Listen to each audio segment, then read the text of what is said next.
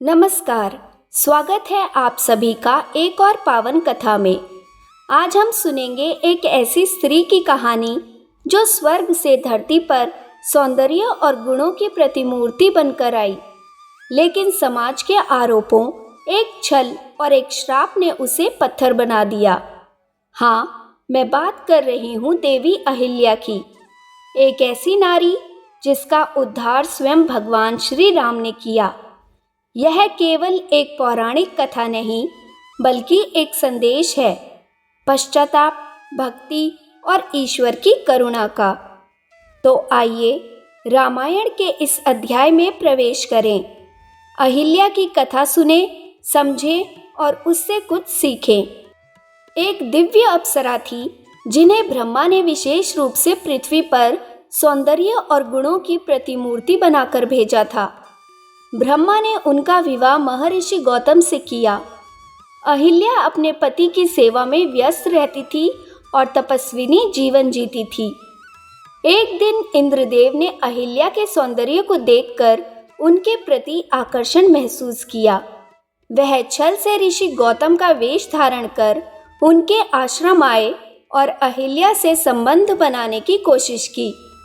अहिल्या प्रारंभ में भ्रमित हुई, परंतु जब उन्हें सच्चाई का आभास हुआ तब तक बहुत देर हो चुकी थी। जब ऋषि गौतम आश्रम लौटे, उन्होंने अपने दिव्य दृष्टि से पूरी घटना देख ली। वे अत्यंत क्रोधित हुए और इंद्र को श्राप दिया कि उसका पुरुषत्व नष्ट हो जाए। अहिल्या को उन्होंने श्राप दिया कि वह पत्थर की शिला बन जाएं और वर्षों तक धरती पर अदृश्य रूप में रहें, जब तक भगवान विष्णु उनके उद्धार के लिए अवतार न लें। श्राप के बाद अहिल्या तपस्या में लीन हो गई। उन्होंने पश्चाताप किया और भगवान राम की प्रतीक्षा करती रही। सदियों बाद जब भगवान राम विश्वामित्र के साथ मिथिला की यात्रा पर जा रहे थे, तो वे उस स्थान पर पहुँचे जहाँ अहिल्या शिला के रूप में विराजमान थी। जैसे ही राम ने उस स्थान पर कदम रखा, उनके स्पर्श मात्र से ही अहिल्या शिला से पुनः मानव रूप में प्रकट हो गई। भगवान राम के दर्शन से अहिल्या का उद्धार हुआ।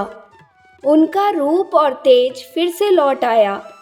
उन्होंने राम को प्रणाम किया और कहा कि वे वर्षों से उनकी प्रतीक्षा कर रही थी।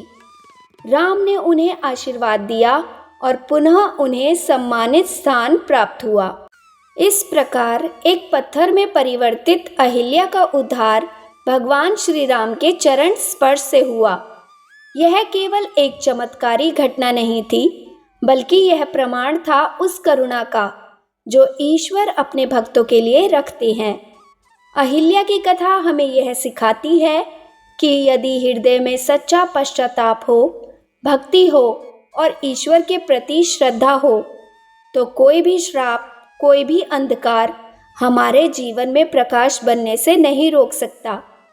यह कथा आज भी हमारे लिए प्रेरणा है, नारी सम्मान का, आत्मशुद्धि का और परमेश्वर की कृपा का। जय श्री राम।